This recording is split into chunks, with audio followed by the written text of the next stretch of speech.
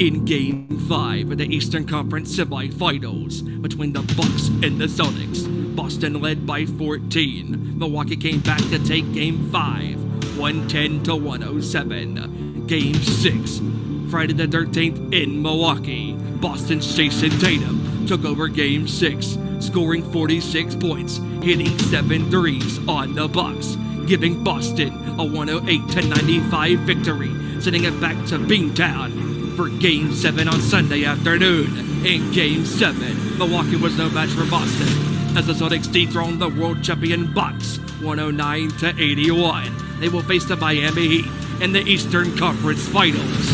The Heat beat the 76ers in 6 games.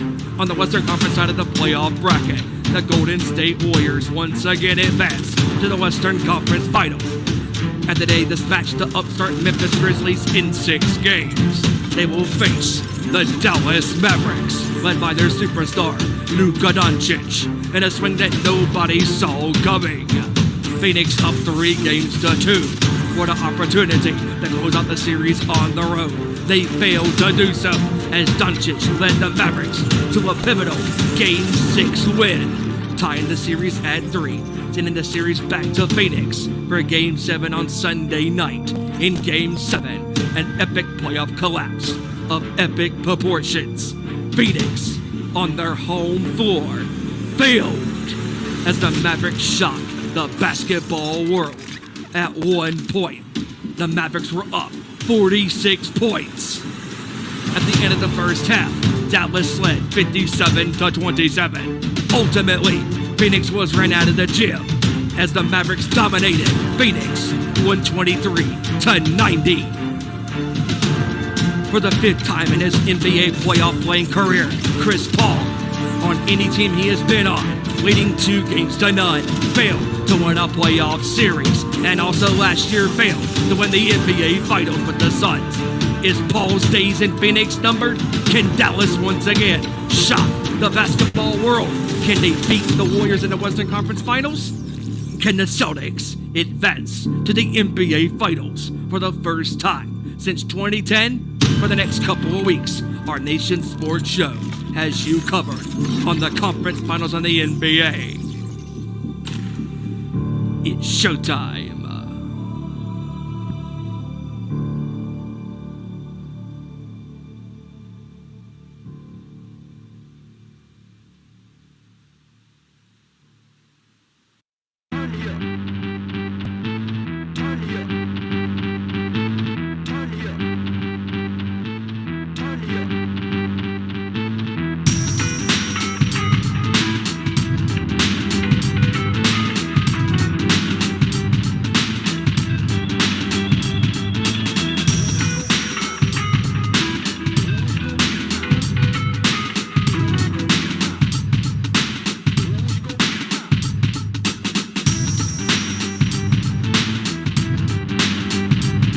From the gridiron to the court, talking all that is sports. Members of the Busted Open Nation bring to you our Nation Sports Show. Here are your hosts, Ezra Vickery, Joey Thornton, Randy Giron, and Stephen Wyand.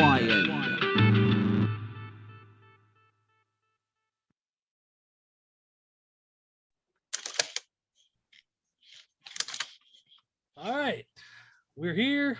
We're all ready to go, and we are live. Good to be back and host each other this week. What's going on, everybody? It's our Nation Sports Show. We are live with you right now. Happy Tuesday, everybody.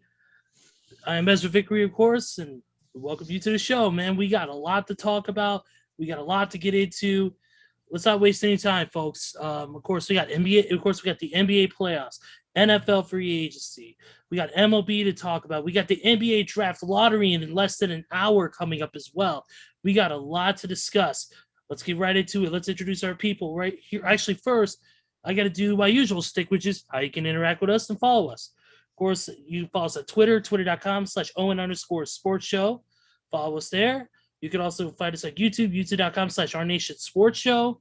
Follow us on Facebook as well, facebook.com/Our Nation Sports Show. Follow us there and Instagram as well. Also, don't forget to follow our individual platforms as well, which will be listed in the description. Also, don't forget to follow my cosplay group, Too Sweet Cosplay, on Facebook and socials as we make our return to the con scene. More on that on my social media. More on that on Too Sweet Cosplay social media. Excuse me. And then of course YouTube. Please like, subscribe, share, all that good stuff, as Xavier Woods would say. Get us to that 100 subscriber mark. We're really, really close, guys. We're almost there. So please, if you would, please help out, share, tell your friends, tell everybody who knows, tell your enemies. I don't care if you tell your enemies, just don't get like hit in the face or something for it. I don't want you to get hurt. But we are up to right now as subscriber count 94 subscribers. We're 6 away from the 100 subscriber mark. So we're almost there, guys. Come on, let's do this. But let's go ahead and get right into it. Let's bring in our first guy here.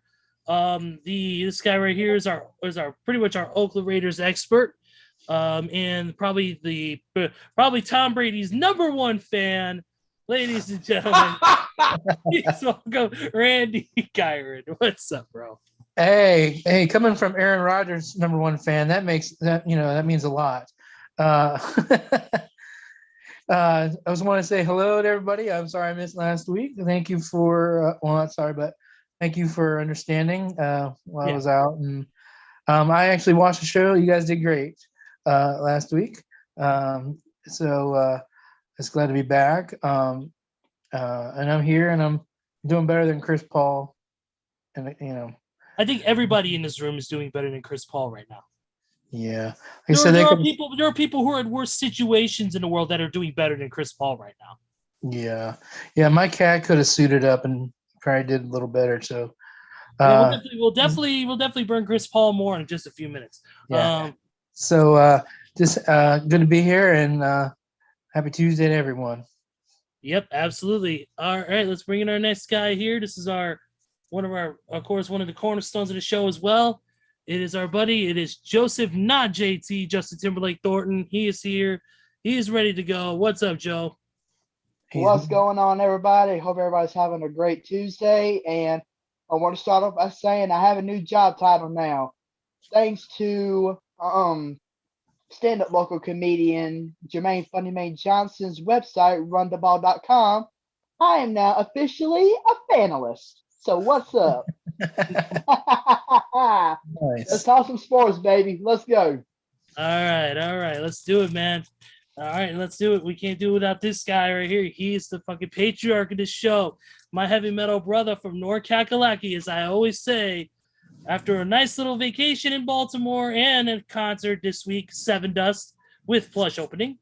Ladies and gentlemen, Steven Wyand is here. Steven, what's up, my man? What is going on, everybody? We are here. We are live. We are kicking. It's time to go. Or as Steve said in Baltimore on Sunday, let's kick it.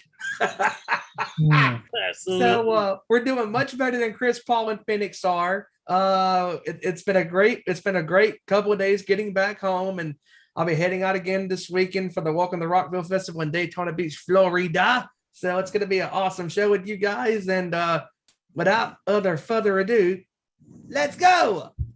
Absolutely. You wanted the best. Well, they're not available, so you get us instead. We're the bootleg version. They're on my shirt, but that's about it. That's all you get.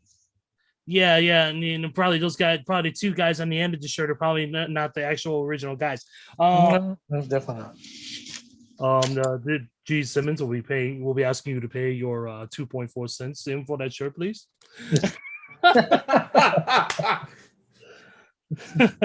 Yeah, back in the kiss cop. How about that? Yep, lawsuits in the mail. Anyways, let's get started. It's $9,000 is the fine. Yep, he paid it 9 times. 9 times. Anyway, already starting off the rails. What else could we do with this show? But let's go ahead and get started, guys. We got a lot to talk about. Let's talk about, of course, the Eastern Conference and West Conference semifinals were this past week. We had some game 7s come up, and some brutal game 7s. Unfortunately, Dallas basically took Phoenix out this week. It was a very, very brutal game for Phoenix Suns fans. I mean, seriously. I mean, look at Doncic, and this is a stat. Luka Doncic had more points, rebounds, and assists than the entire Suns team put together in the first quarter or in the first half. That is just amazing. Amazing. I mean, just the confidence Luka Doncic had. I mean, the article said it best. Phoenix looked very tensed and Dallas relaxed. You would have thought it was the other way around. I mean, you'd have thought Dallas was at home the way they played.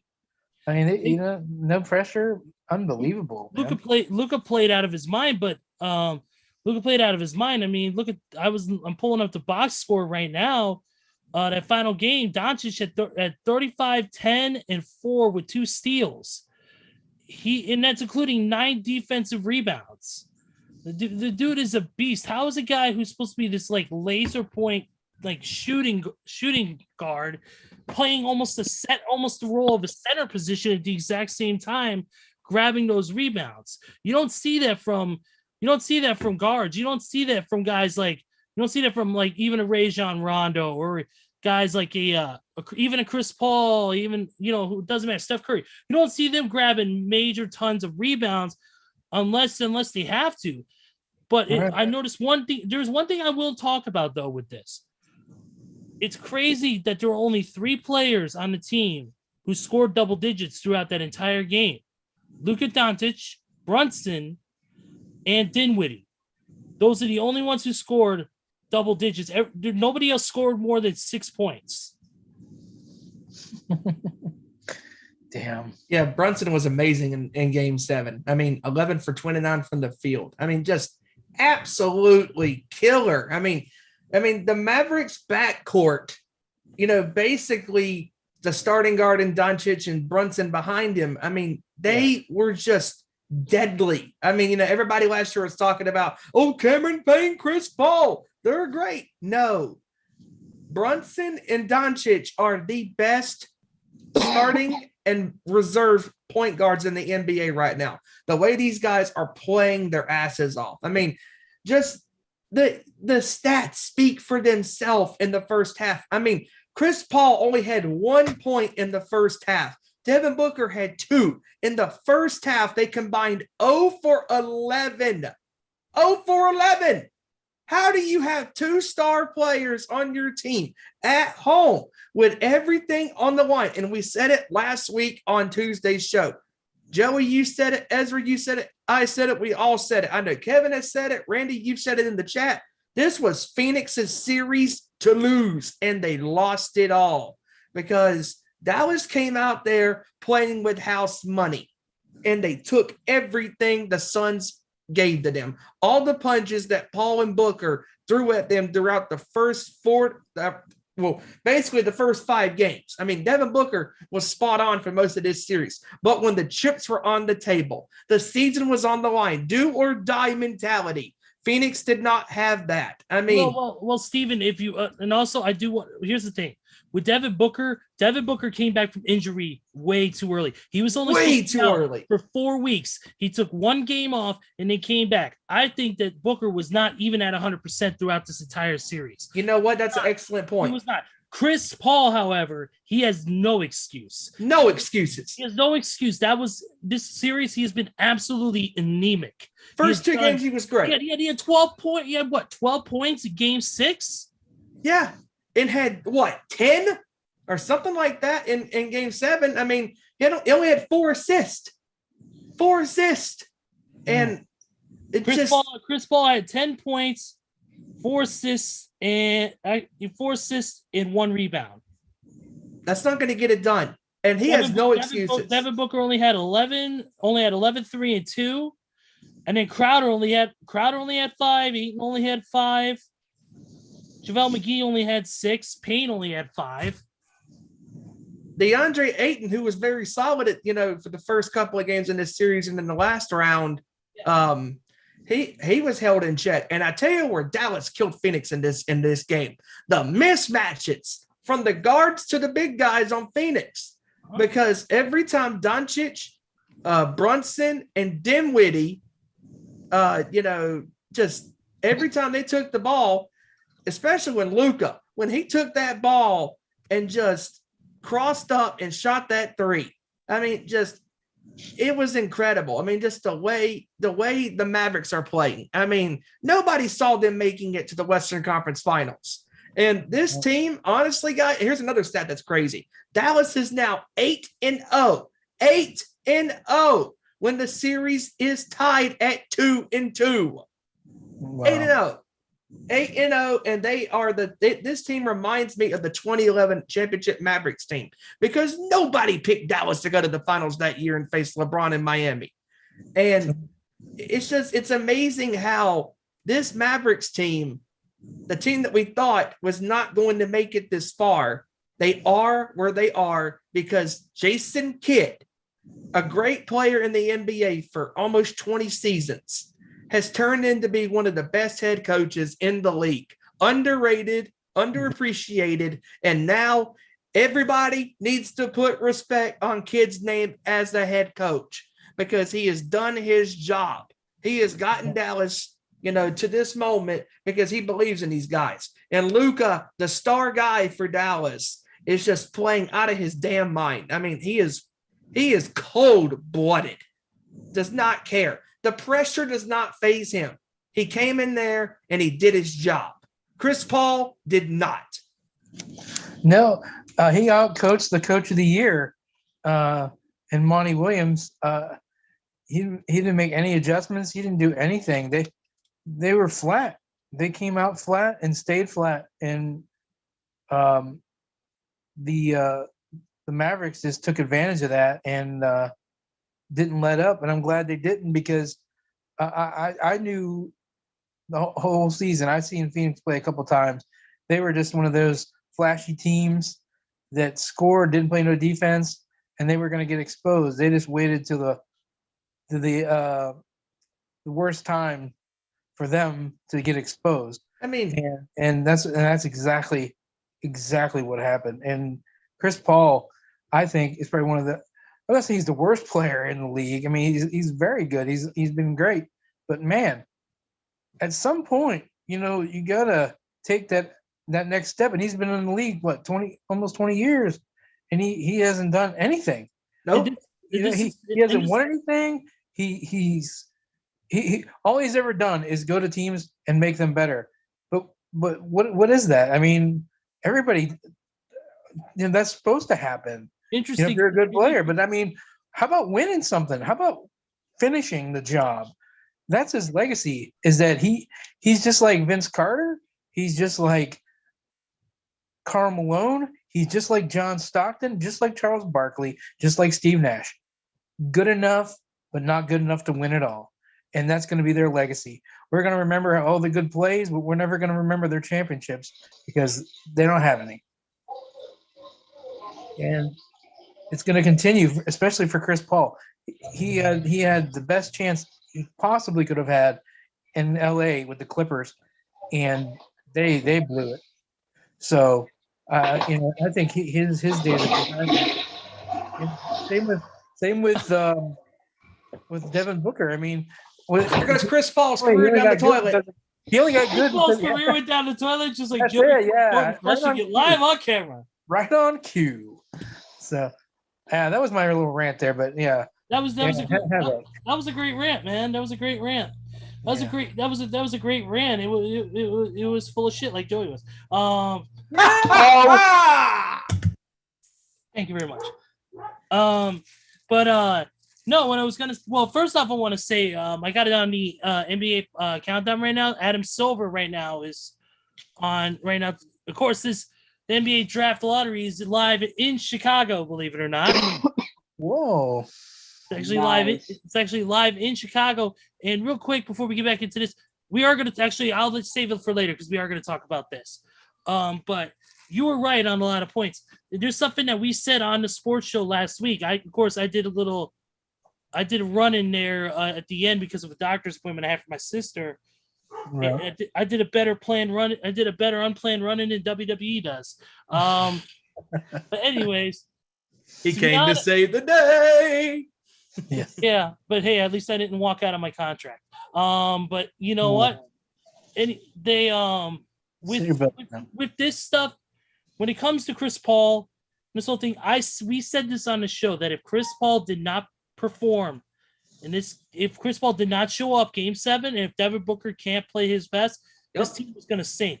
And unfortunately, it did. Like I said, I'm going to be a little bit more lax on Devin Booker because he did come back from injury way too early. Was it a smart move by him? No, but I understand the critical nature of the playoffs and what it means to a player. I completely 100% get it. So I'm not going to fault Devin Booker too much because he was trying his best, but I don't think he was still 100% from this injury. But Ezra, you were right on point too, because I mean Booker, even though he played the majority of this series really well, I think that the more he kept playing and all the offense he kept having to put out, he ran out of gas. I mean, in this game he was not good. He was only 3 for 14 from the field. And that's not going to get it done. And he picked the worst day, unfortunately, to play his worst game of these playoffs. Mm-hmm. Absolutely, I agree. I believe it. I believe it, but. When it comes to Chris Paul, and this is just my opinion, but when it comes to Chris Paul, there's one thing I've often wondered about him, and that is the fact if he has ever really truly had it. As in, if he's ever truly had. That's an excellent point. The skill set, the playmaking ability, the leadership to actually be a true bona fide leader for an organization. Because, I mean, think about it. Whenever Chris Paul was on the Hornets, he wasn't really expected to do much because he was just getting his feet wet, trying to sniff the pros out and everything. And whenever he moved on to the Clippers, he started to embrace more of a leadership role. And honestly, I think that was a bad idea because Chris Paul can't just come in and proclaim himself to be a leader. Yeah, he does pretty good acting in State Farm commercials, but as far as being a true leader of a bona fide team, he doesn't quite have it. Right. And then when he became a member of the Suns, once again, he tried to take on a leadership role. And it worked in the regular season because the Suns went 64-18 in the regular season. Best record in the NBA this year. 32-9 at home. Yeah, but come playoff time, it always tends to fall apart for Chris Paul. So, yeah, Chris Paul has had a great background, one of the best to ever play the game of basketball in his time and in the time that we're seeing right now. But as far as being a true leader of a team, I just don't see it. So it just makes you wonder if Chris Paul has ever really had it, if you know what I'm saying. That's a good point. No, that's great point. Yeah. That's an excellent point. I think that's an excellent point, and I do kind of agree with you. To me, Chris Paul, yes, he's a great basketball player. He does have a great skill set, but to me, he doesn't have the skill set. He doesn't have the ability to take over a game. Killer instinct. Take over a game when it counts, and to have the leadership to take this team and say, hey, we need to get this together. We need to make better plays. We need to be in spots. We need to make better screens. We need to make better screens and better passes. We need to get to, we need to set this here. We need to run this play when the defense is like this. Okay. He needs to be more of a leadership role, and he's not doing it. And that's part of it. And also, to me, under pressure, it seems like he just cracks. Look at this, in a pivotal 7 that could send you to the playoffs, to the finals, or it could send you home. What does he do? He shuts down. He does nothing. To me, it sounds like Chris Paul is telling his teammates what to do and how to do it, but yet whenever they go out and do it, it's like he's the one that takes all the credit. So, because of that, they put him into a more of a leadership role where they put too much on him. And whenever they put too much on him, like you said, Ezra, he cracks under the pressure and he just can't do it. Yeah, and he's also been out in critical games. I think that's probably 2018 pressure of it Rockets, all. Golden State. Yeah, he didn't play. Yep. Yeah. Oh, my hamstring hurts. Man, get out there and play. Hey, Kobe you know Bryant- what? Not Kobe he just, Bryant shot free throws on a torn Achilles. you just, Give me a yeah. damn break, man. You read my mind, Randy, because not even Kobe Bean Bryant would have set out that game because Oh, heck no. in that 2010 finals against Boston, he had finger injuries, knee injuries, and he still played through. And I think he also had a hamstring injury. Oh, shocker. He actually played. And in game 7 in that finals, he did not play great. But when the game was on the line, he still made the biggest shots when they count. And this Right. is the problem that Exactly. Chris Paul And- has. You'll never hear me put Chris Paul and Kobe Bryant in the same sentence. Oh, like that. no, not even Oh, close. no. You know what? Never again. I But I'll don't tell you blame that right David now. Stern. That's like putting Tom Brady and Deshaun Watson in the same sentence. Oh, God. That's like putting Yeah, as That's like putting Mark. as a matter that's of like fact, it's like putting Mark Messier and Evander Kane in the same sentence. Mhm.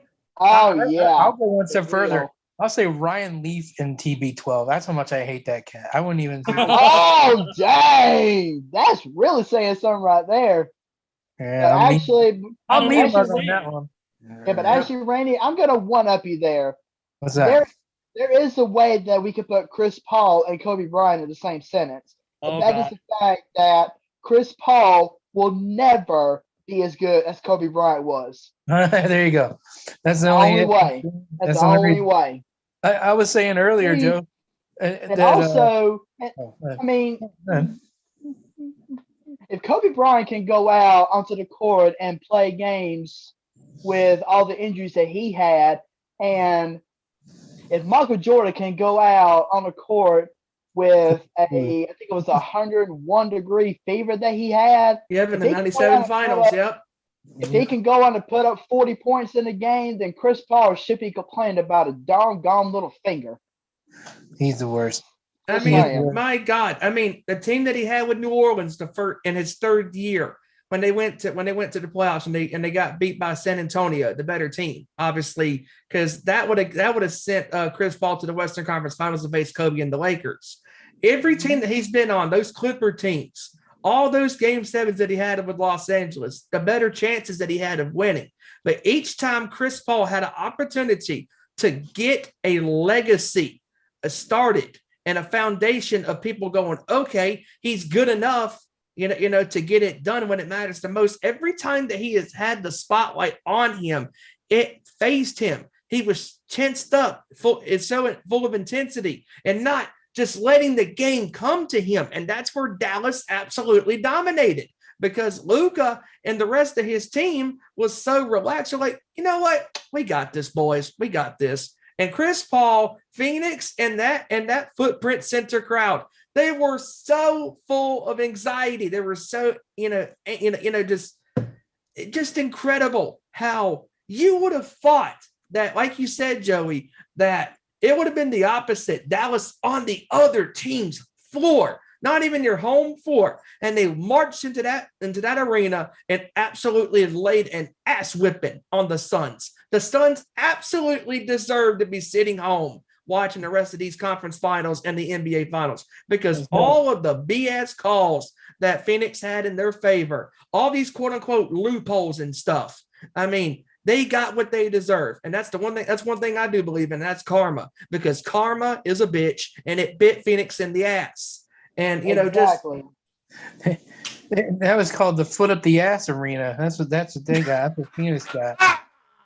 Yes, absolutely. Absolutely. And I was saying that LeBron and D Wade usually go to the Bahamas after the finals, because they will be there later. But they were like getting ready to go, and they're like, "We going?" And they're like, "Nah, CP3 is almost done here, so we'll just wait for him." Wait, to come on in." Randy. Okay, so when I was in Vegas, right? So real quick, so there we were sitting there where we had to go as far as to get on the plane, and you had these people that were almost late for their flights, and I'm like, so that would be Chris Paul. Chris Paul, we need you at this flight company. Your plane is fixing to leave in about 5 minutes. Can you please show up? And all right, 2 minutes, CP3, show up. 1 minute to go, Chris, and then doink, the door is shut. Sorry, you get no Bahama cruise trip. Goodbye. Good day, sir. He's so terrible. Terrible. Absolutely terrible. I mean, oh my, like, if you ask me who am I going to pick to be on my team as far as in a critical situation, is it going to be Chris Paul or Steph Curry? Even though Curry has had his moments where he has failed as well, I'm still taking Steph over Chris Paul. Man, Oh, Steph Curry. Steph Curry doesn't let anything face him. I mean, you can put Steph Curry on the court with his team down 8 points with 45 seconds to go, and he'll drain 3 threes like it's nothing. Without a doubt. Absolutely. Yeah. Well, let's talk about the other Game 7 finals, which is of course Boston and Milwaukee. Boston was able to pull it off, eliminating the defending NBA champions, and now we will officially be crowned a new NBA champion at the end of this season. Now we got Boston and Miami, who will be playing tonight here, actually in just about an hour from now. First off, Steven, I want to get your thoughts on Game 7 between Boston and Milwaukee. And also, I want to when the turntable goes around, guys, I want to get you guys' thoughts on tonight's game between, like I said, between Miami and, you know what? I just forgot already. Damn. Boston. Boston. What are your? I want to get you guys' thoughts on that game, and who do you think is going to take Game 1 tonight? Steven, you first, buddy. So, I mean, let's be honest. I mean, Giannis Antetokounmpo has been phenomenal in these playoffs for Milwaukee, but he can't do it all by himself. And finally, it caught up to him in Game 7. I mean, you're going on the road against Boston, who's been excellent on their home floor, and the Celtics absolutely outplayed the defending champions in every facet of the game. And, I mean, just Milwaukee could not hit the broadside of a barn. They couldn't shoot the ball in the ocean if their lives were on the line. And just they got outplayed. And I had a feeling that the Celtics were going to be winning this series. It was just a matter of time, especially going back to Game 6 real quick as well. In my goddamn propane sales from last week. Damn it, boy! What the heck? What the hell? Damn it, boy! Isn't that right? Isn't that right, Boom Howard? We don't know, man. You know what I'm saying, man. You know that. Why they call him Beatrice? Ain't that a boy? Jason Tatum went in there on Friday and kicked your ass. Man, let me tell you something. Them Boston Celtics came in there and they kicked Milwaukee Bucks ass quicker than I did Dale when he was on my damn lawn. All right, continue. Anyways, so I mean, when you look at the last couple of games, I mean, Boston, you figure they would have lost Game 6 after Game 5 because up 14, and then they blew that, and then in Game 6, Tatum, all the naysayers that doubted him, he went in there and he took over that Game 6 and sent it back to Boston. I'm like, all right, now the pressure's really on the champs, and Boston just went in there Sunday and just dominated. Milwaukee just did not stand a chance. I mean, they were ambushed and outplayed, in a lot of ways in this series. And even when the Bucks were good in this series, Boston was better because they had the better role players that were playing consistent basketball. And, the Celtics really, they scare me, when they're healthy. And even though Horford is going to be out tonight due to COVID protocols and Smart out with the foot injury, Boston scares me because, they have players on that team that can step up when it matters the most. And it's going to be a really interesting series between Miami and Boston. Yeah, I definitely agree with that, Steven. Boston and Miami, I expect this to be a pretty good series. The one thing I don't get is Miami, despite having the players that they do, they severely underwhelming. Like Miami, there was a lot of promise going into Miami this year, and somehow they slipped in and were able to somehow make it to the Eastern Conference Finals. They're a team that a lot of people did not expect to even make it this far, to be honest. And the one person I will say that underperformed, in my opinion, is this young prospect, Tyler Hero. To me, Tyler Hero has not been to the level that I think fans and players are expecting him to be. I don't think he's just there yet. He's going to be a bona fide star someday, I think. But to me, especially in this past series, he's kind of been dormant. It's been a lot of it has been like Jimmy Butler. Mm-hmm. A lot of it's been Jimmy G buckets. The G stands for gets. That's my that's my boy from Chicago, from the Chicago Bulls, D-Rose days, and it's mainly been on the back of Jimmy and like two other players. That's the problem with Miami, that I can't take them serious. Even though they are the top seed in the East, I just can't take them serious. Like, they are the most underachieving number one seed. To me, they're not that great. I mean, is their defense good? Yes, that's all they can really lean on. And Boston, to me, is the better team. And even if Miami makes it to the NBA Finals, they're going to get smoked by either Dallas or Golden State. I mean, Golden State has too many weapons. Hell, even Dallas has too many weapons. I mean, just the way Luka's been playing, the way Steph and Clay for Golden State has been playing.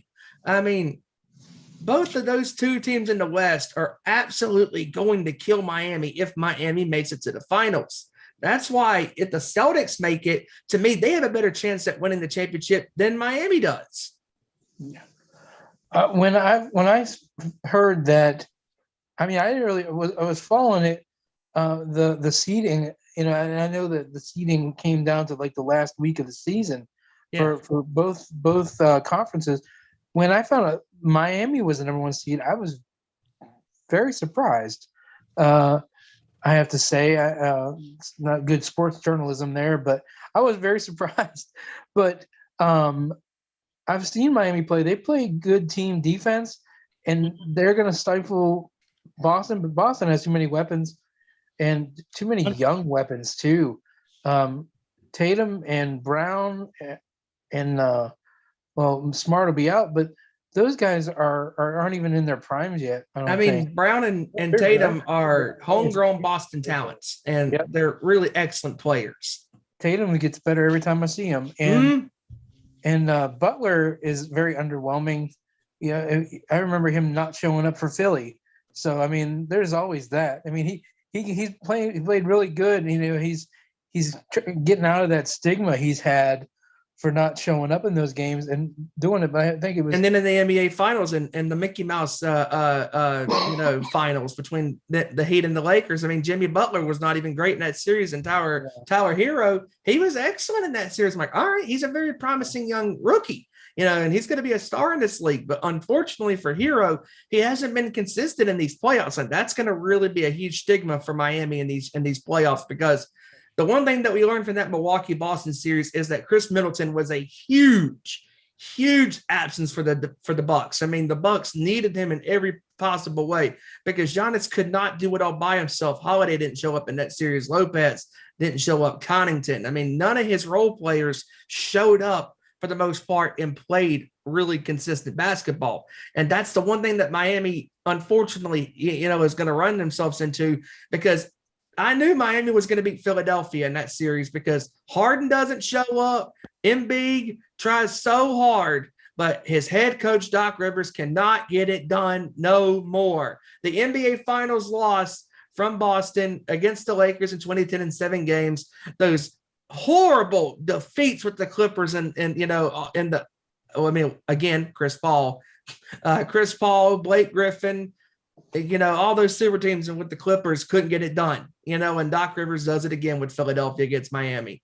And you knew it was coming. It was just a matter of time. And as far as that game 7 goes, it was close first half. Both didn't play good at all. But the second half, Boston just overtook, righted the ship and kept going. And the lack of help for Giannis, like you said, this was evident because he was trying too hard. Ran out of gas. I mean, he was out of gas. But they were just letting him do what he wanted, and because even they knew, Randy, he had nothing. To your point as well, I mean, they knew that, hey, he can score 42, 45, 50 McNugget points if he wanted to, put up another 50 McNugget on the board. But they knew if they played stifling defense against everybody else. First off, Don't talk about McNuggets. I've not ate dinner yet, you son of a bitch. First of all, number one rule of this show: you do not talk about food when a fat man has not ate yet. Okay. All right. Alrighty then. Okay, I learned my lesson. All right. Continue on. Psych. Anyways, Giannis could put up a 50-point game and play great, but if the Celtics will play stifling defense and really lock down his role players, he could be great, but they're still probably going to lose. And I mean, in game 4, he dropped 42 and they still lost the game. Or 34. Dropped 34 points and they still lost the game. I mean, it was bound to happen. And he just ran out of gas. Yeah. Don't they play at the Dunkin' Donuts? Oh, sorry, Ezra. I'm sorry. It was Dunkin' Donuts here. Didn't mean to mention. That's fine. I'm not a fan. That's fine. I don't need a Dunkin' Donuts anyways. No. If it was named something like the Buffalo Wild Wings Arena, then I would have to come over there and slap you. But no, Steven, you're right. I checked out the stats from Game 6. I'm sorry, it was Game 6 that basically closed out the series, and because I say Game 7, there was from what I checked, Tyler Hero had 10. It was 10 points for Tyler Hero. Jimmy Butler had 32, I believe. It was a pretty consistent. Adebayo, I believe, had 10 as well, if I'm not mistaken. Yes. Jimmy Butler had 32, 8, and 4. Tucker had 12, 9, and 1. Adebayo had 10 and 8. And then Struss had 20, 11, and 5. So there was some even scoring. And then Tyler Hero had 10, 3, and 1. So there wasn't even scoring on that on this last game. Yes, they proved it in the last game, but the thing is, can they be consistent? And I don't think they can. But the thing is, now Al Horford and Marcus Smart, two of the biggest weapons that Boston has, are not going to be available, possibly for up to 2 games. We don't know what's going to happen with Horford. Horford is now out of game 1. We don't know when he's going to come back. And then, of course, Smart is out with that midfoot injury, and he's going to be out for game 1 and possibly more than likely game 2. So even with the inconsistency of Miami, there is a good possibility that Miami could take these next 2 games and take a 2-0 series lead. But I think Boston pull it out. I think Boston has the weapons. They have the bench. I think their offense, I think, is just going to be too much. Even though, like you said, Randy, they have a great defense. Miami does. Miami is a great they're a great defensive team. However, I don't know if they can stop the offensive weapons that Boston has. But you know what? Tonight, I think I'm going to give this one to Boston. I think despite losing, Horford and Smart for this game, I think they can still pull it out. It's going to be a close one, though. I don't think it's going to be any more than probably 5 to 10 point ratio. Yeah. And the Boston's bench has a couple of guys like was it Tice and all those guys. Tice. Yep. Yeah, he played in San Antonio. Or Daniel Tice, sorry. It's almost certain he played in San Antonio, so he knows how to play. He's not it's not going to phase him and that he's in the finals like some guys, Chris Paul does. And so, they got Tice, they got White, Pritchard. Right, Pritchard, yeah. Uh-huh. Yeah, so they got some great players. And then, like I said, you got to think you got Jason Tatum, you got Williams, you got Brown. So you got some. Hopefully, those guys can step up. And then, of course, you got Fitz, Hauser, Comet, all on the bench as well. So we'll see what happens, man. It's good. I hope this game will be good. I'm hoping it'll be a great competitive game. Oh, yeah. It should be interesting. Yeah, they're getting ready to do the draft lottery. I'm watching here. Yeah, same here. I got it on ESPN right now. Yeah, they got all those guys, and Squidward is on there. Yeah. Oh wait, that's Kendrick Perkins. I thought it was Squidward. My fault. I'm sorry. Squidward? I don't think it's Squidward. I don't think it's Squidward. He looks like one of those gray aliens that we used to talk about when we were kids. Fucking Adam Silver looks like he just crawled out of a spaceship and is looking at Stephen A. Smith and says, "Take me to your leader." Yeah. And then Stephen A. is going to take him to Steven's going to take him to the he's going to take him to Steven's favorite team, whatever that is, because who knows. But all I can picture is Men in Black when the alien crashes the farmer's house and eats the damn farmer. There's Squidward. There you go. Good point. What's his name? What's your name? Joe. Do you have any thoughts on what we just discussed?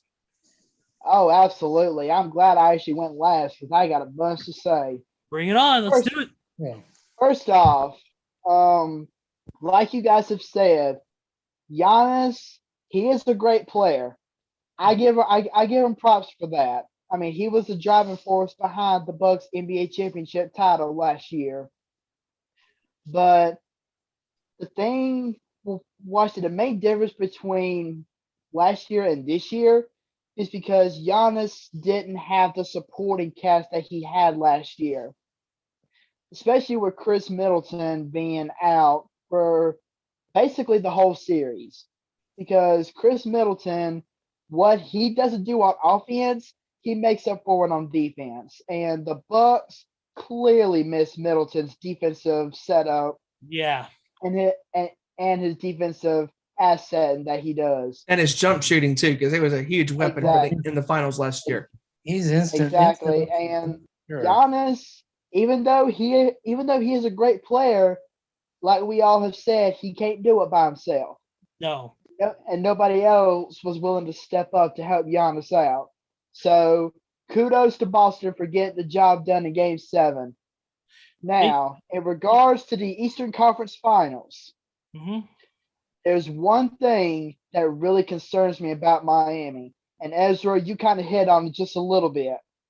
But the one thing that really concerns me about Miami is the fact that, yeah, they are the number one seed. And yes, they have home court advantage because of that. However, think of who Miami has played in order to get to this spot. They started off with the Atlanta Hawks. Yeah. And the Hawks, all they have is Trae Young. And maybe on a few instances, they have Clint Didier and Gallinari. But the focal point around that Hawks offense has always been Trae Young. So you shut him down, you shut the whole team down. Easy does it.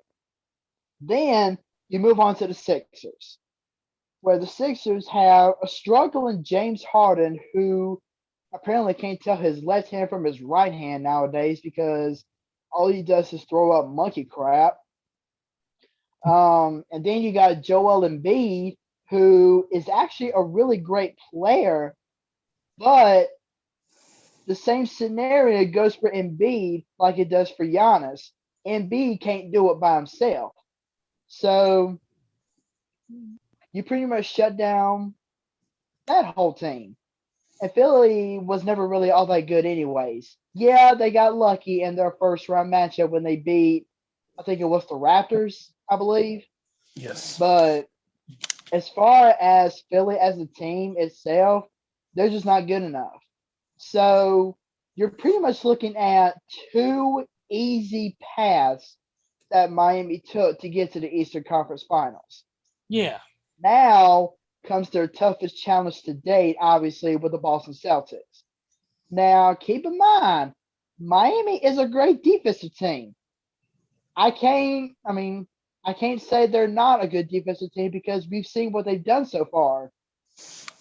But this is where my concern comes in for Miami. My biggest concern for Miami is the fact, can they keep it up? And honestly, that is what's going to decide this series hand and foot. Because Boston has so many amazing players on their roster. They have Tatum, they have Brown, they have Harford, they have Smart, and yes, I know Harford and Smart are going to be out for the first two games more than likely. But they also have Williams, and Williams, he actually did a great job in Game 7 against Milwaukee because he hit excuse me. Well, hey, you know what? That's the same sound Chris Paul did in the playoffs. He choked. Yes. Great impression of Chris Paul, by the way. Very good. Yeah. But he hit 7 3-pointers in the game, and they weren't just widely contested 3-pointers. I mean, he was hitting them wide open. I mean, Grant Williams could hit those free. I mean, he could hit those 3-pointers in his sleep, and that's exactly why Boston was able to steamroll Milwaukee in Game 7 because Boston had the team chemistry there. They didn't have just one player who tried to be the leader over everybody else. They actually showed team chemistry and passed the ball around to get them where they need to be. And Miami, they just don't have it, if you ask me, because other than, of course, Jimmy Butler, Yeah. who does Miami have? I mean, Tyler Hero, like you said, has been pretty much off the lot this whole NBA postseason. Max Struss has had a few good games here and there, but Miami. Where's Kyle Lowry been? I mean, I know he's hurt. Kyle Lowry. I mean, he's hurt, so you can't really count on him right now because he can't stay healthy to save his life right now. Chris Paul. So that is my concern for Miami. It's the fact that can they keep it up? Because even though Miami has a great, I was gonna say if they can't keep it up, there's a pill for that. But yeah, I was about to say even though Miami has a great defensive team, they're not the ones who led the NBA, not just the Eastern Conference, but the NBA in defensive efficiency. Yeah. And you know who that team was? Who was that? Miami's opponent, the Boston Celtics. Mm-hmm. The Boston Celtics, they led the league in defensive efficiency. So the lack of offense and the lack of defense that Miami is more than likely going to show in this series. I mean, yeah, they may have a couple of good games here and there, but Boston as a whole has the tools that they need to get past Miami and punch a ticket to the NBA Finals. So even though Boston's going to be without Harford and Smart for probably the first 2 games, I mean, Boston has just too much talent on the offensive and defensive side of the ball to even be seen as an afterthought. So I'm going with Boston game 1. I think Boston has what it takes, even without those 2 players, to get the job done in Miami tonight. Yeah. And overall, I see this Boston-Miami series probably going 5, maybe 6 games. I give it 6. I'm gonna go with Boston. I'll give Miami 2 games. I'll say Boston wins it in 6. Boston, yeah, Boston. Agree. Boston and Boston just has too much talent to be seen as an afterthought, and it's going to be Boston moving on to the NBA Finals, hands down. I think so too. Boston in 6. I think Boston wins tonight. Absolutely, I agree. Just a minute ago, they just showed the all the numbered balls in the little tumbler thing. It looked like I should be pulling out my lottery tickets, getting ready to see if I won 45. See if that Powerball number drops. Trust me, Ezra, that's everybody's dream. Everybody's. Yeah. You're watching the wrong show. Definitely. Speaking of the draft lottery, let's go ahead and get right. Actually, let me check real quick for some NBA news real quick before we get into the draft lottery, because I really do want to talk about it. I really want to actually, we're watching it right now, so we might as well kind of, for even 10 minutes or so, cover the first pick or so live. We could do that. I mean, we got time. I mean, really outside of a few NFL notes, I really don't have much. There really hasn't been too much waves. It's kind of slowed down in the NFL world since free agency basically kind of came to a standstill. And obviously the schedule was released last week. Oh yes. The NFL schedule. We got to talk about that. Absolutely. While we wait on the first ball drop, let's go ahead and do that. Let's go ahead and talk about the NFL schedules. We each, of course, have our own individual teams. Randy's got the Raiders. You got the Washington Commanders. Steven, you are a Green Bay Packers fan? Sir, I beg to differ.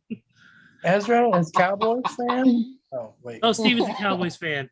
Oh, that's right. Yeah, Steven is. No. Steven, you are a Patriots fan, right? No. Think again. No. Nope. I seriously forgot. I don't even know what San Fran, just like Kevin. Oh, San Fran. No. And of course, Steven is a Bucks fan.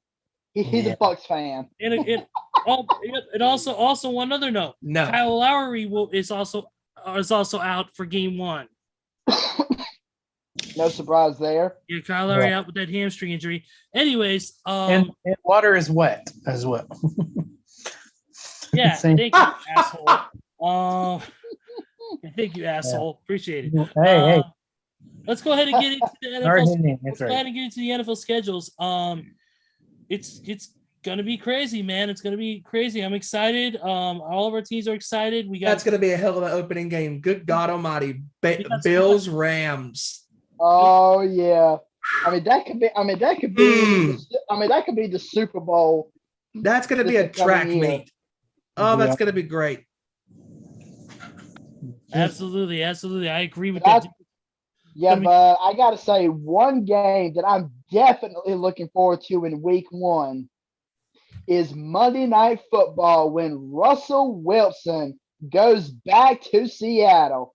Oh boy, that's gonna be a barn burner of a game. I'm looking forward to seeing that one. So I'm wondering with this, since you brought that up, Joey, how many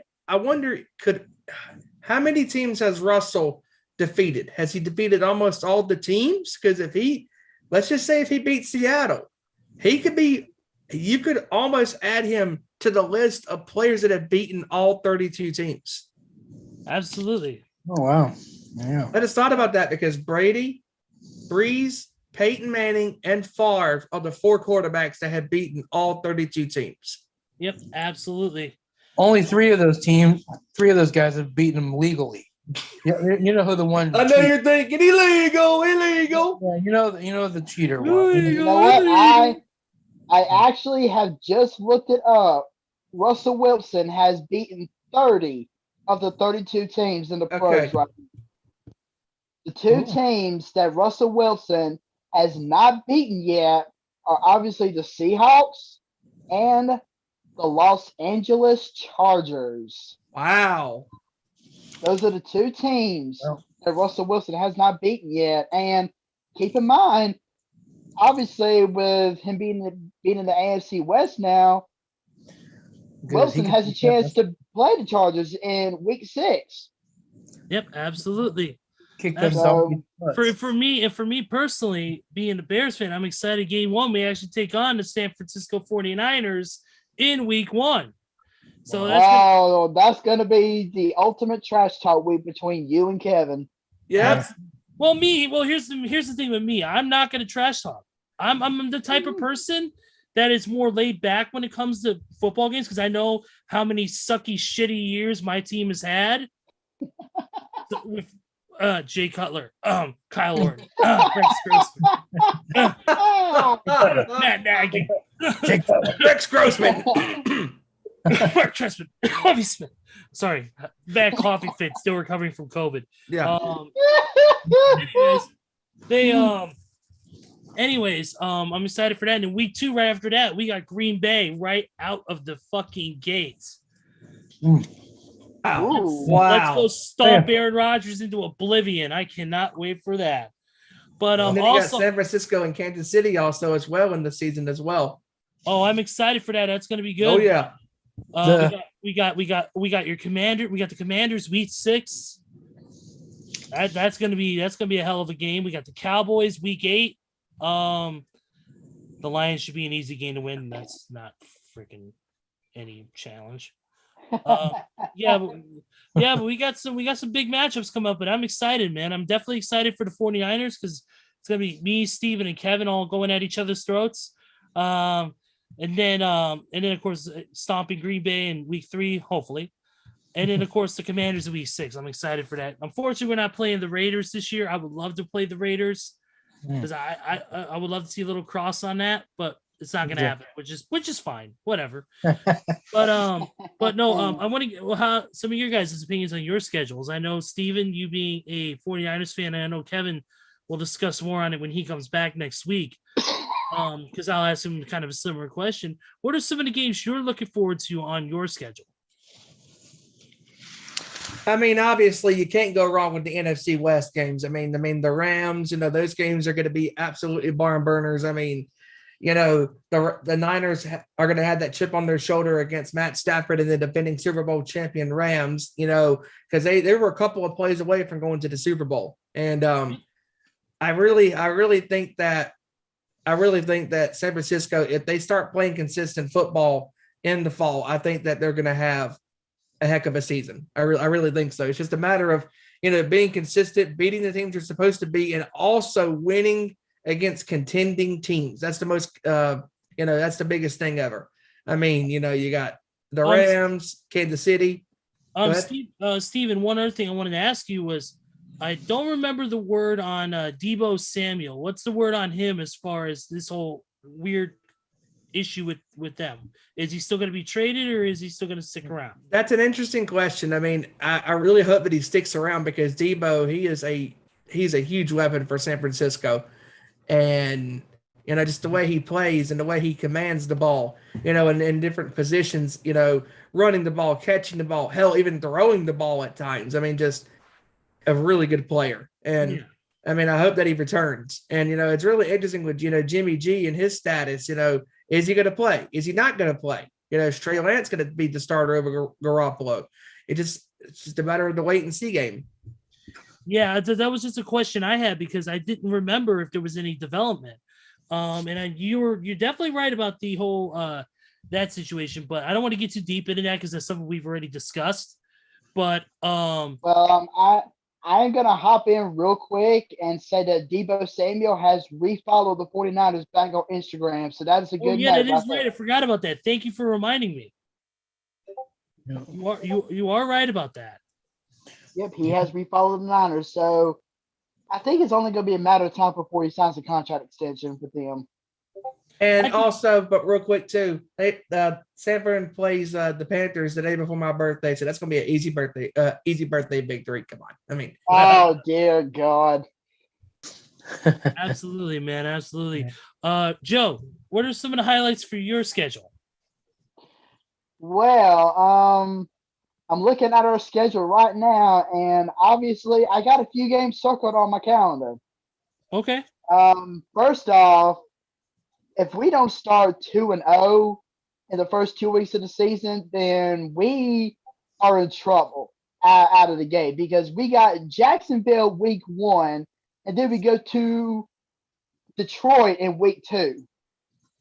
So I'm telling you right now, if we don't start 2-0, we're in trouble.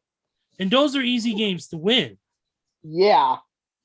Those are real easy games to win, in my opinion. Especially Detroit. Unfortunately, I hate to keep ripping on Detroit, but it's an honest thing. It's easy. Oh yeah. And the draft lottery, yep, it's taking place in a building I know very well. McCormick Place in Chicago, home of the Chicago Comic and Entertainment Expo, C2E2. Nice. But yeah. Oh damn! Real quick, Joey. Sorry. So I just looked at some of Kansas City's games, dude. You talk about 2 back-to-back huge games. Tampa Bay on October 2nd, and then on my birthday, Monday Night Football, baby. Kansas City, Las Vegas. Oh, man. Damn, that's going to be a good game. I mean, Kansas City, man, they're one of these teams that I don't know how they're going to be at the start of this year, because this is a wait-and-see deal with me, because you're not going to have Tyreek Hill there no more. You got all these new pieces, Juju TikTok Schuster. I'm sorry, Smith Schuster. I mean, Travis Kelce's a great tight end, but I mean, who the hell does Mahomes have to throw to except for his TikTok buddy? TikTok Schuster. Look what I can do. I can stomp on your other team's logos. I really am concerned, all seriousness, for Kansas City this year, because the Chargers are loaded. and then the Vegas Raiders are loaded. I mean, they are not the dominant team in the AFC West because now you got Russell Wilson and Denver, down there. And it's going to be a really interesting year for Kansas City. And I think this is Buffalo's year to win because they have all the pieces. Signing just recent Super Bowl champion Von Miller to a 6-year deal, in the offseason this year. I mean, Buffalo has all the weapons on offense and defense. They are missing some weapons on the offensive end because of obviously Beasley being gone. But I think Buffalo is a team that is here to compete for the Super Bowl in the AFC. And I think Cincinnati, if they can play consistent football, I think now that they've gotten some missing pieces on the offensive line and defensive side of the ball, I really think that Cincinnati has a pretty good shot at making it back to the playoffs and possibly the Super Bowl. I believe it. Go ahead, Joey. Sorry. But yeah, as far as Washington's games are concerned, I have 5 huge games circled on my calendar right now. The first is, luckily, this is a home game on October 9th, in which we host the Tennessee Titans. So I'm looking forward to that game because we get to see what we can do against King Henry and see if our defense can hold up. So Yep. I'm definitely looking forward to that one.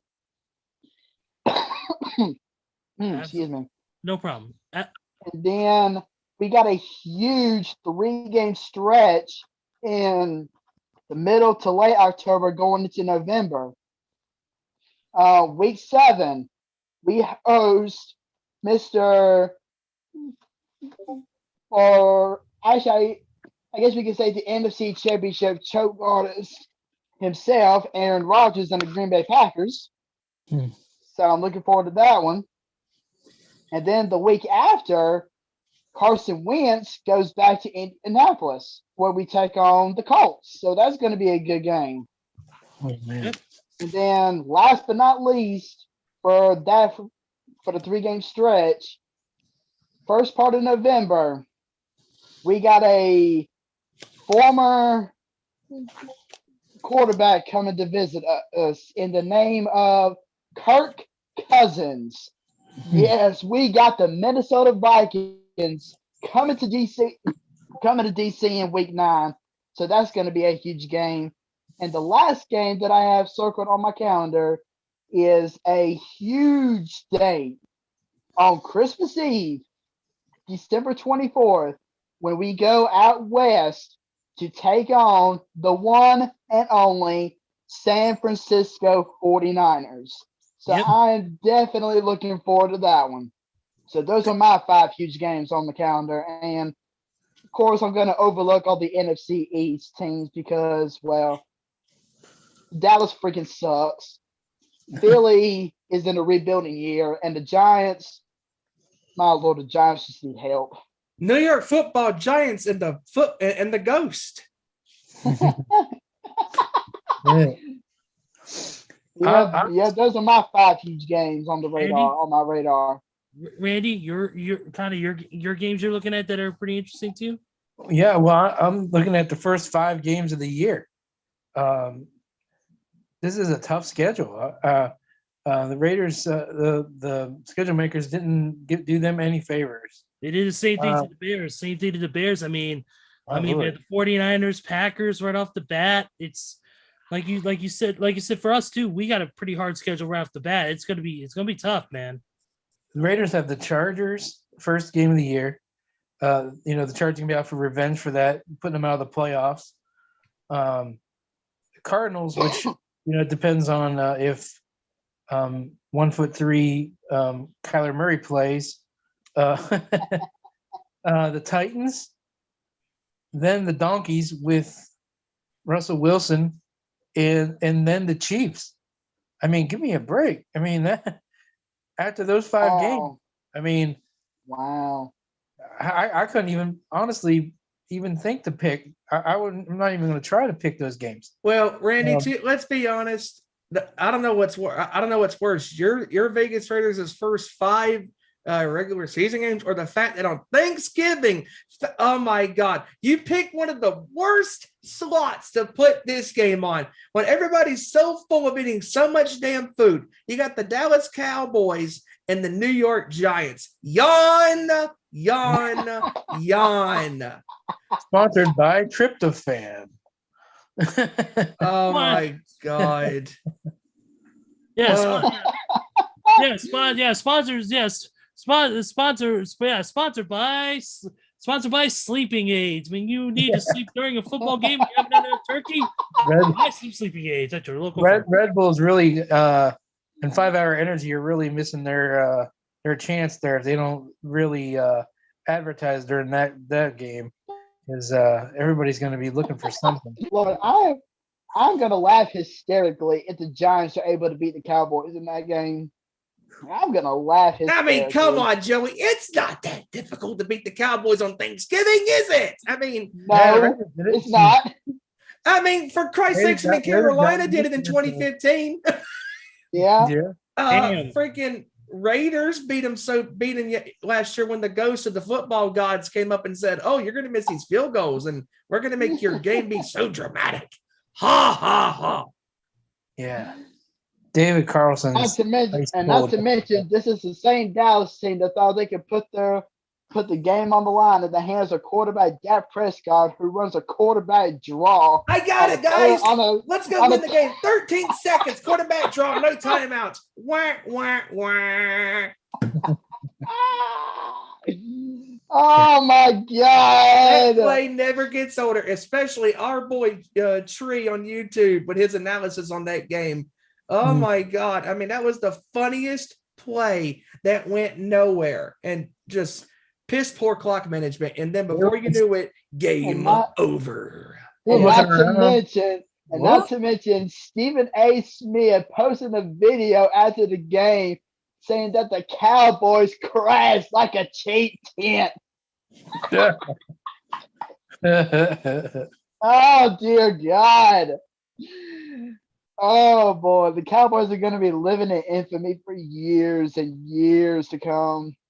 Aren't they already living in infamy? I think so. I think they're currently living in infamy because of the shitty quarterback named Dak Prescott. Oh, did I say that? And of course, the overhyped running back, and of course, the overhyped running back in Ezekiel Elliott. Who? Salvation Army donations, please. Here we come. Sorry, we do not accept overused items. Just looking at some of these games, I feel so bad for Detroit. They should not be thankful for this game. They're going to face the hungry Buffalo Bills. Yeah, we're hungry. We're going to beat your ass. Then we're going to eat some good old turkey, and we're going to get some stuffing. Yeah, and the stuffing's going to be the Lions. And then the only thing that came there's only two things that came out. There's only three things that came out of the Dallas area. Here they are. 3 things that came out of the Dallas area: the Sportatorium, Stone Cold Steve Austin, and Thunder Rosa. That's it. And we'll add a fourth one there, Ezra. Pantera. Enough said. Okay, there you go. We're good. There you go. Exactly, Pantera, baby. But honestly, everybody seems like they have a really. Everybody seems like these are going to be some exciting schedules. Oh, and the Von Erichs. Can't forget about them. Yeah, definitely. It's definitely got some exciting. And of course, you can't forget about how Dallas finally tasted the championship, even though it was a wrestling championship. This is correct, because that's the only time we're going to get a championship ring in that. The WWE Hall of Fame rings are the only time you'll see a ring in Dallas. The Undertaker was the best thing to hit Dallas since their Super Bowl teams in the 90s. Oh, this is great. We could do a 2.5. Which is the last time that Dallas has ever been relevant. When Stone Cold Steve Austin was in Texas. That's it. Or you could be like Luke Gallows would be like, "They two for Stone Cold, you don't be."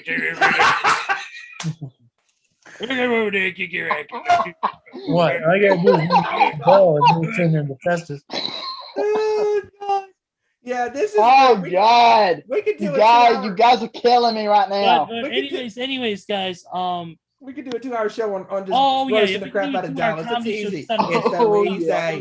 Easy. But this is not. But we got more sports to talk about. Yep. In just a few short minutes, we should be seeing the first draw of the. Oh yeah, they got the guys up there. Yeah. in the thing. There's some cool people, and there's some cool people that are actually going to be representing these teams. You know, some teams will be represented by former players, ambassadors. Some will be represented by executives and even presidents of the league. Like, for instance, we got Richard Rip Hamilton, who will be representing the Detroit Pistons tonight. We got Anderson Varejao. There's a name you haven't heard in a while. Oh man, He will Oh, be- wow. He will Damian be representing Lillard. the Cleveland Cavaliers. And Nick Collison will be representing the Oklahoma City Thunder. nice. They got Ah. Speaking of Oklahoma City, Kendrick Perkins is actually on the broadcast team tonight for Damn. the NBA draft lottery. they got Muggsy Bogues up there. They put a bunch of phone books up there so he could sit up there. I don't know. What a dick. I don't know if that's true or not. They don't have enough phone books. So anyways, And neither does Chris Paul. the NBA draft combine, just to let you know, guys, Thursday from 3 to 7 Eastern. Mhm. And then the draft will be on June 23rd, Thursday, on ABC and ESPN. These are, of course, coming straight from here. They actually got Damian Lillard talking right now on the show, which is cool. The logo. Speaking of that, since they should be picking the first number here relatively soon, I want to get you guys' opinion.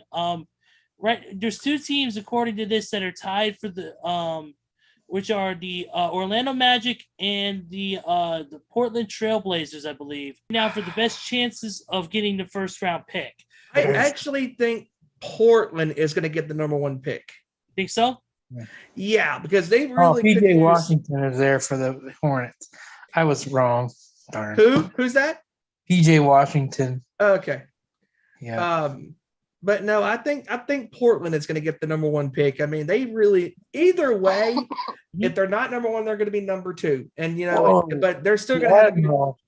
The What's that? Admiral. The Admiral is there for the Spurs. What's up, Joey? What's up? Oh, God. Oh, my God. What? Chris I'm looking Paul at- blew it again? No, I'm looking at Facebook right now, and Reggie Bush posted a tweet saying, I never understand how restaurants serve cold or lukewarm food when it's supposed to be hot, especially if food is your only source of income. And then when I told the waitress it was cold, she brought back a different plate that was still cold. And this guy named Andy replied to him said, I once drafted a running back in fantasy football that got me -3 yards on the season. Some people just suck at what they do. Damn. My God! Hey, it's Steven. They You'll don't- understand this. Yeah. If there was a band in the late 80s, early 90s called Nitro. Yep. Okay. They were headed by Jim Gillette, Lita Ford's Yeah. ex-husband, and Michael-Angelo Battio, a very awesome guitar player who Great played guitar player. Great guitar player. cornet guitar. Anyways, there was a review that there was a review of Nitro, and especially the first album, which was called OFR, which of course stands for Out Fucking Rageous. Yes. That says, and this is a review that actually pertains to one Chris Paul. I knew it. Basically, here it is. Here's the review about Michael-Angelo Battio. It says he has complete control and mastery of his instrument, and yet he still totally sucks. Damn. That is Chris Paul to a nutshell. Did Reggie Bush did he have to give back his food like he did his Heisman Trophy too, or what? Oh, Right. I oh went there with man. I went there with that because Jamal Mosley is representing the Orlando Magic. What? Penny Hardaway's not there? Raphael Stone representing the Little- Rockets. They could have Little Penny. They could have Little Penny there. Dwight Howard's. Oh wait, no, he sucked at free throws. Oh, here it's going. The Cavs got 14th. Okay. Hold on, I'm not there yet. I'm behind. Oh, okay. I'm not there only because I'm on this thing, this super box thing, and it's behind usually about a minute and a half. Oh, damn. I'm not my cable box. I got to get it replaced. It's unfortunately. We're already on the 9th pick. What are you at? Fuck you. I haven't even started yet. I'm literally Mark Tatum just came to the podium. Oh my God, they're on the 8th pick already. Wow. Hey, it's not my fault. But Still better than Chris Paul. Yeah, anyway, you have the Chris Paul of internet. No, actually, no. My show is 4 minutes behind. It's like LeBron James leaving 4 minutes early. I'll spoil it for you though. Portland got the 7th pick. Sorry, Steven. That's fine. Okay. Anyways. Well, here we go. Oh my God. I don't know. Fucking dick. Anyways. That's what I said. Well, let's get into it. Oh my God. No, nothing happened. Sorry. What, Cleveland rocks? No, they don't. Yeah. Well, Cleveland does. I don't know about. While we're waiting for these picks and all that. While we're waiting on this, guys, let's go ahead and discuss a few things about. Well, actually, let's keep it going on here. As far as this goes, we're getting into the nitty gritty here with the playoffs. We're getting into the nitty gritty here with this whole season. We talked about our picks. Of course, most of us agree that Golden State's going in. Oh, absolutely. And we believe Boston is going to take this series and move on. If you had to guess that if it's a Boston Golden State series, how many games do you see that going, and who the eventual victor will be? You know what? 7 games. Golden State. 7 games, hands down. Okay. Golden State. 7 games, hands down. Golden State. That'd be a great series. Man, would that be great? That'd be just young and old talent just going at it. I mean, oh wow, David Robinson represent the Spurs. Teams be Yep. going to bat there. Yeah. Is AI representing the 76ers because he's trying to get them to do better at practice? Ben Simmons is there. Not a game. Oh man, we're not talking about a game. We're talking Not the game that you go out there and die for. Talking about practice, man. Ben Simmons is the for the Sixers. Oh God. No, I think Kyrie's representing nobody because he's been on 70 teams the last couple of years. No, you have to be vaccinated to be there. Hi, I'm Kyrie. I represent for nobody but me. You have to be vaccinated. He's not. Sorry. Wrong. Actually, McCormick places no vax, no mandates, so they're good. So where are we at, Randy, on these picks? They actually are they're actually on break. They're the next top 4 picks. Wow, they're going right on schedule. So better than Chris Paul. They think it's they're saying that the Sacramento Kings are looking like it. Okay. They got Sabonis is there for them that they just got from Indiana. Mm-hmm. Go ahead, Ezra. Oh, no. I was going to say, while we're waiting on this, let's go ahead and get into, I know some of us here are baseball fans. Who's a baseball fan here outside me? I know Joe is with the Braves. I'm, of course, a White Sox fan. Steven, do you have a preferred baseball team? Negative. Randy? I've always been partial to the A's, Oakland A's. Yeah, because they're kind of close to the Raiders and all that. Yeah, I get it. Yeah, and I've also liked, I was a big McGuire fan. Okay. Stuff. So, like me, like Cardinals and all that too, So I mean, for me, usually you're either a Cubs or a White Sox fan. I'm more of a White Sox fan, but I also support the Cubs because of the Chicago connection, and also that was my dad's favorite team. So of course I support them, and for him, especially now that he's no longer here. And also I love the Cubs back in the day. I love Sammy Sosa. I love Derek Lee and all those guys. Oh yeah, eras, like the Derek Lees, the Carlos Zambrano, Moises Alou. Yep. And of course the White Sox, Mark Burley, Joe Creedy, Jermaine Dye. All that. I saw them in the 2005 season, one game at least. Oh wow. So it was great.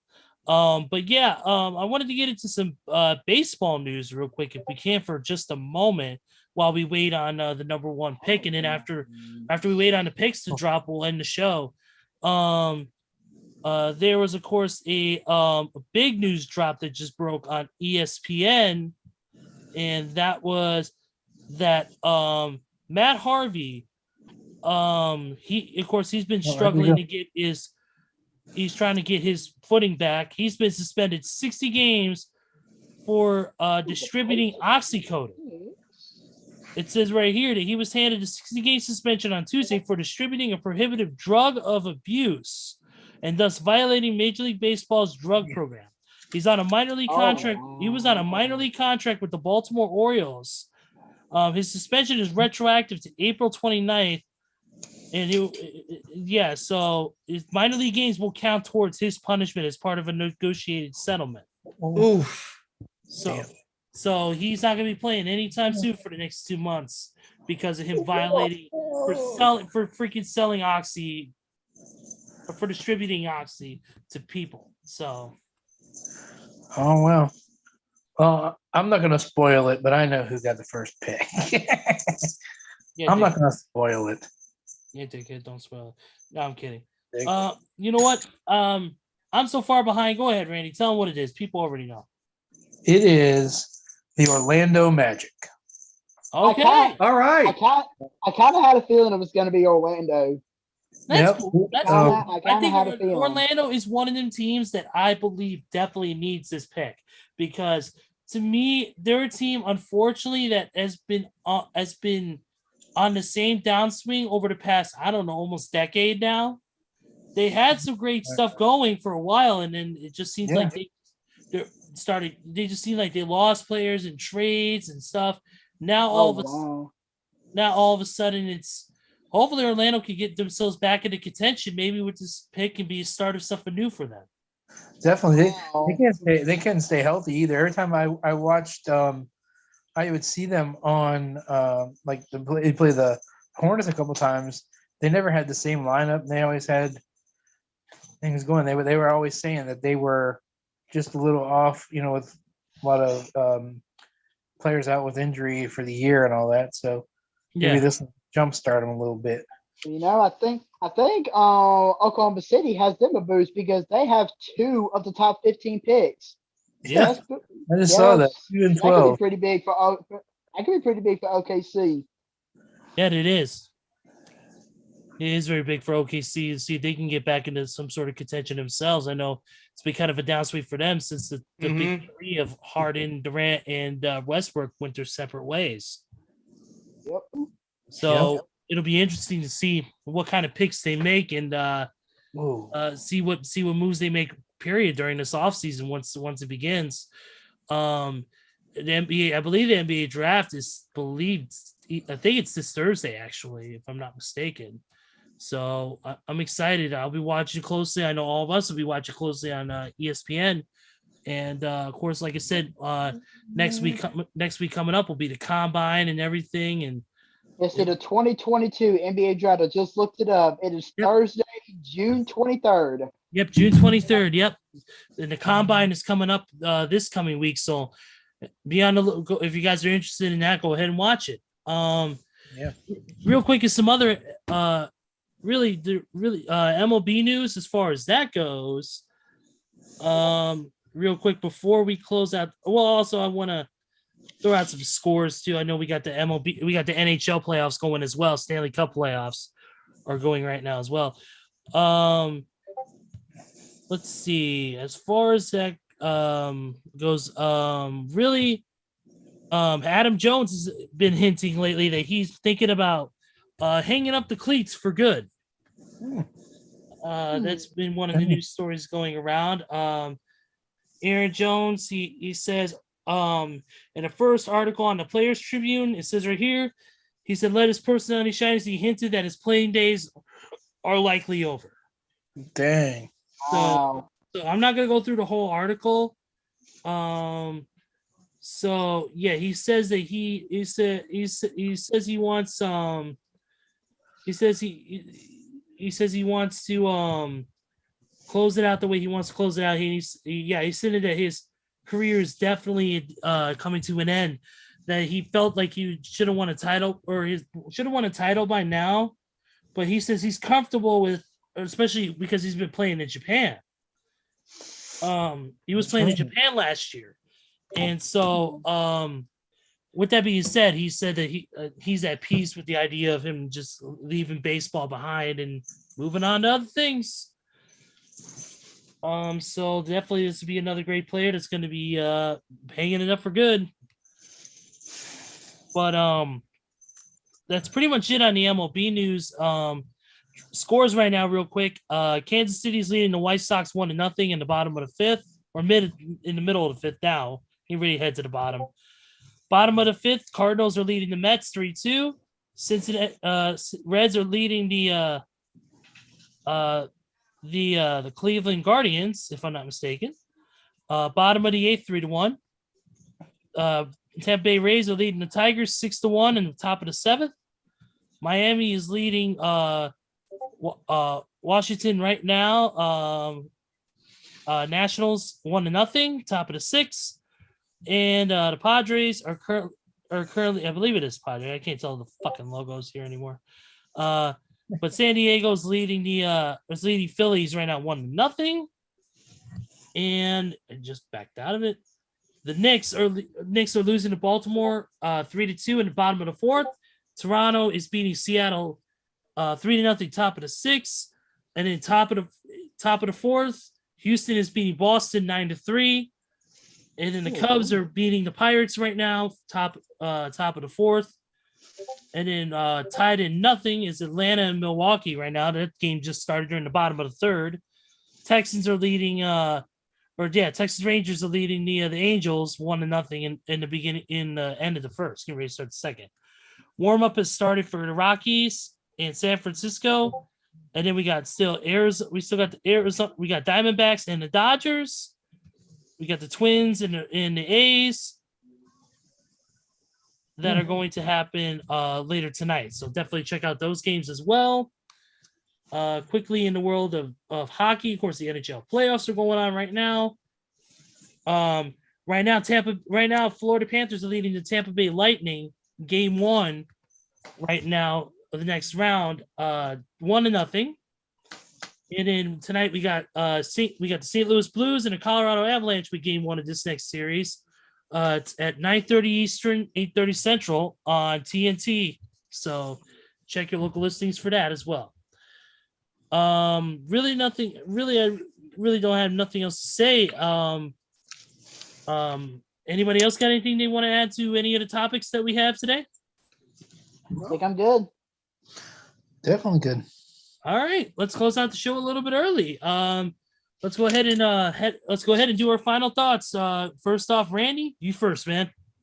Hey, great show, guys. Great analysis on the final, both game sevens and on the schedule too, upcoming schedule. I think this season coming up is just going to be, well, we said it before, it's going to be crazy. It's going to be great. No team is going to be able to afford to lose any games. So it's going to be great. And as always, thanks for having me, and I appreciate it. And hope everybody out there has a great week. And absolutely, man. We got better than Chris Paul. We're all gonna have a better weekend than Chris Paul. Anyways, moving forward, definitely agree with your sentiments there. Joe, your final thoughts. Once again, another great show with you fine gentlemen. I love coming on here week after week and talking sports with you guys. Amazing analysis on the conference finals of the NBA. Amazing talk about the NFL schedule being released. And all I got to say is go out and enjoy some sports over the weekend. Absolutely, absolutely. Steven, you know how to do it, brother. Yeah, better than Chris Paul does. Anyways, so all kidding aside, sorry, Chris Paul. You still suck in the playoffs. That matters the most. Anyways, so not sorry. So great show with you guys as always. Looking forward to having Kevin back in Kevin Ward back on with us next week. Oh yeah. Because I know Kevin's going to have a lot to say about this past week's games with the Warriors and the Grizzlies, with that series. I mean, my God, I mean, Memphis, even though they took them to the streets in Game 5, Golden State in that Game 6 just came in there and locked and loaded and just absolutely demolished them. In that Game 6 when it mattered the most with Steph and Clay, just shooting the lights out, in San Fran. So. I mean, it's going to be a rather interesting series between Dallas and Golden State because it's a matchup that nobody predicted. We all predicted Phoenix and Golden State, but this right here adds a lot of intriguing to what's going to happen in the next couple of weeks. So we shall see who is going to be advancing to the NBA Finals in the next couple of weeks. It's going to be a really interesting rest of these conference finals, and looking forward to having Kevin back on with us next week. He had to go to an event tonight with his daughter, and I hope he had a good time with family. And it's been a great week. Went to Baltimore, hung out, with Christina for her 40th birthday. Hung out with Ashley, Deb, Tony.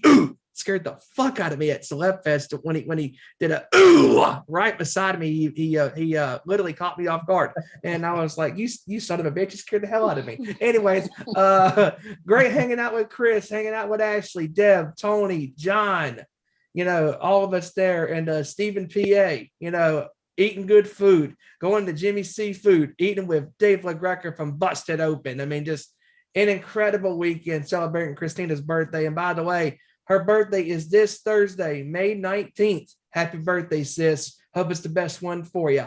Hope the 40th one is the best one for you. Well, it's been better than Chris Paul. Anyways, you can follow us on Twitter at Owen_Sports Show, Facebook.com/Chris Paul. Nation Sports Show. You can also follow the Nation's Corner at Chris Paul Sucks. Nation's Corner. And then all right, come on, dude. Everywhere. This fucking outro is gonna take longer than the fucking show is. Come on.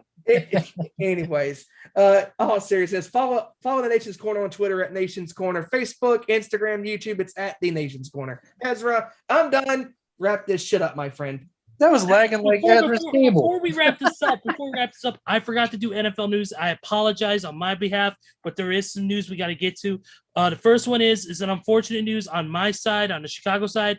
Tariq Cohen, as many of you know, one of the great running backs and receivers in the NFL, unfortunately ruptured his ACL during a Instagram workout that he had today. So he's going to be out for the season. And another thing I wanted to bring up is the investigation in Jameis Winston involving if he violated any policies with the NFL for the incidents that happened recently. That has officially begun.